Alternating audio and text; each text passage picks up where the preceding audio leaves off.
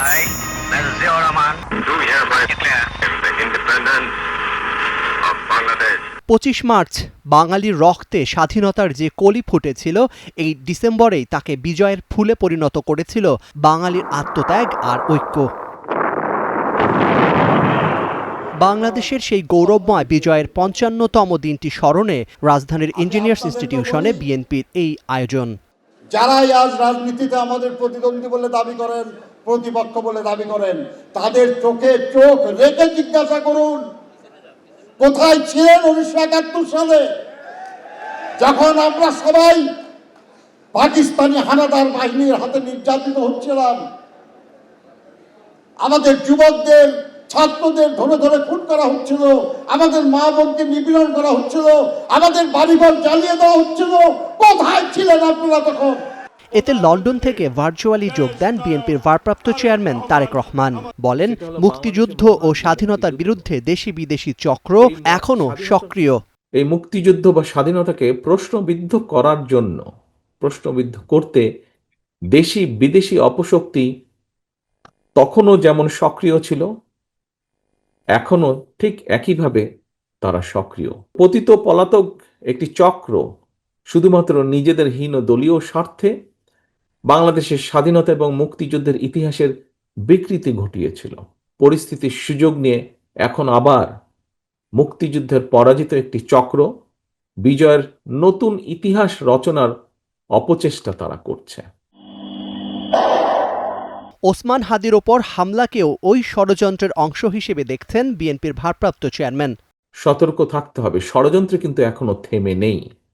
গণতন্ত্রের পক্ষে সাহসী সন্তান ওসমান হাদিকে গুলি করার যে ঘটনাটি, এটা কিন্তু সেই ষড়যন্ত্রের অংশ।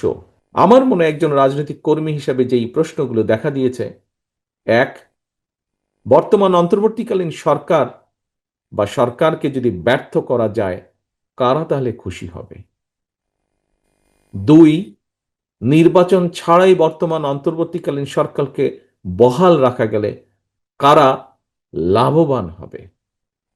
তিন, দেশে জনগণের ভোটে জনগণের সরকার প্রতিষ্ঠিত না হলে কাদের লাভ? প্রিয় ভাই বোনেরা, আমি বিশ্বাস করি এইসব প্রশ্নের জবাবের মধ্যেই হাদির ঘাতকেরা লুকিয়ে রয়েছে। নির্বাচনের মাঠে মিছিলে স্লোগানে নেতাকর্মীর সঙ্গে থাকার বার্তাও দিলেন তারেক রহমান।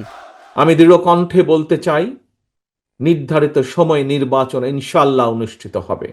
আসন্ন নির্বাচনকে সামনে রেখে গ্রামে গঞ্জে, শহরে বন্দরে, নগরে, বাজারে, মহল্লায়, অলিগলিতে, রাজপথে জনগণের নিজেদের অধিকার প্রতিষ্ঠার এই নির্বাচনে মিছিলে আমিও আপনাদের সঙ্গে থাকবো ইনশাল্লাহ।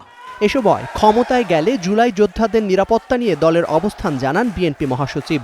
২৪শে জুলাইয়ের যোদ্ধা যারা আছে, তাদের অনেকের মধ্যেই শঙ্কা আছে যে এই অন্তর্বর্তীকালীন সরকারের পরে নতুন সরকার আসলে তখন তাদের নিরাপত্তার কি ব্যবস্থা হবে।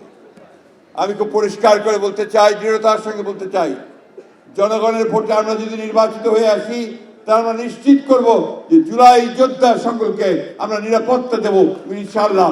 তাদেরকে আমরা কোনো রকম অনিরাপত্তার দিকে ঢুকে দেব না। বিজয়ের বার্তাকে শুধু স্লোগানে নয়, এর সুফলকে প্রতিটি ঘরে পৌঁছে দেওয়ার আহ্বান জানান নেতারা।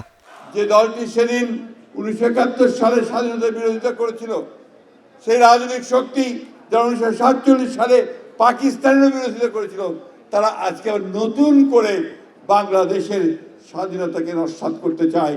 Zakaria Ahmed, star news, Dhaka.